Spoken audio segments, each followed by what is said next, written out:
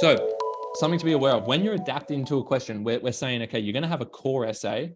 I don't recommend having more than one base essay per module. If you've done it correctly, that will suffice as long as you practice adapting to a lot of different types of questions. If you put in the work for that kind of preparation, then you'll be fine.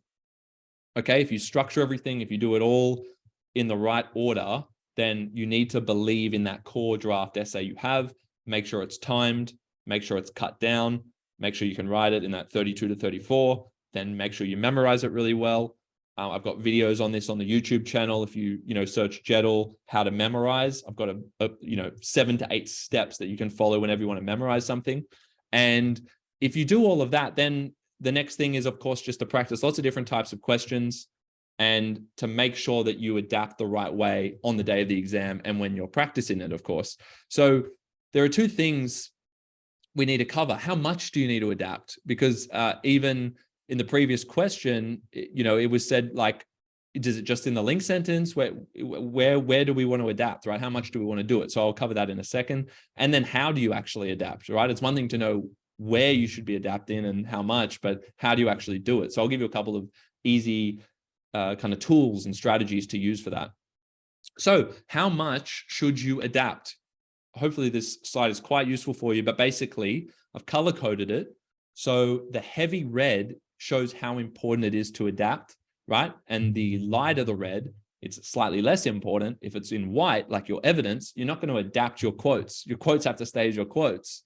Your techniques have to stay as your techniques for the most part, right? There are minor exceptions there, but it's too specific and technical for the purpose of this kind of workshop, but I can go into that in more detail if any of you have questions on it. But basically, your quotes and your techniques are going to stay as what they are because they're objective things. We can't change what those are, right? We can change how we talk about them to an extent, and that might be relevant for a question, but otherwise, your introduction and your topic sentences are where I would be spending most of your time adapting, okay? If you don't show the marker in your very first sentence that you are answering that question that you've been given, then they will immediately have the impression that you're just regurgitating a memorized essay, or you're just choosing to ignore the question.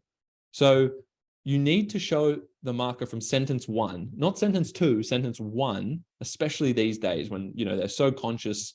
It's a silly system because everyone knows, the teachers will probably know that the best students are memorizing, but they're just good enough to actually adapt all of that memorized material that it feels like a fresh essay. That's what you need to do. So teachers will say, oh, don't memorize your essay. It's not about not memorizing your essay. It's don't memorize your essay and then just regurgitate it word for word. That's really what that advice means. Okay.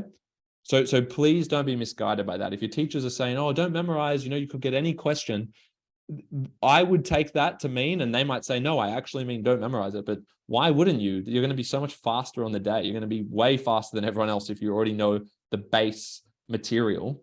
But if you go in with that intention to adapt everything, and again, in your introduction, every sentence needs to include at least one key term from the question. Okay. Every sentence needs to include one key term from the question in your introduction. There is probably only going to be 2, maybe 3 key terms in a question. There will not be more than 3 key terms in a question that you need to focus on. A term could be 1 word or slightly more than that, like a little phrase, maybe 2 or 3 words. But they will be your key terms that you need to identify, and then you need to expand on those. You need to expand on those key terms and make sure that you use them explicitly throughout your introduction, throughout your topic sentences, certainly in your link sentences as well. The link sentence isn't as important as the topic sentence in the introduction, really.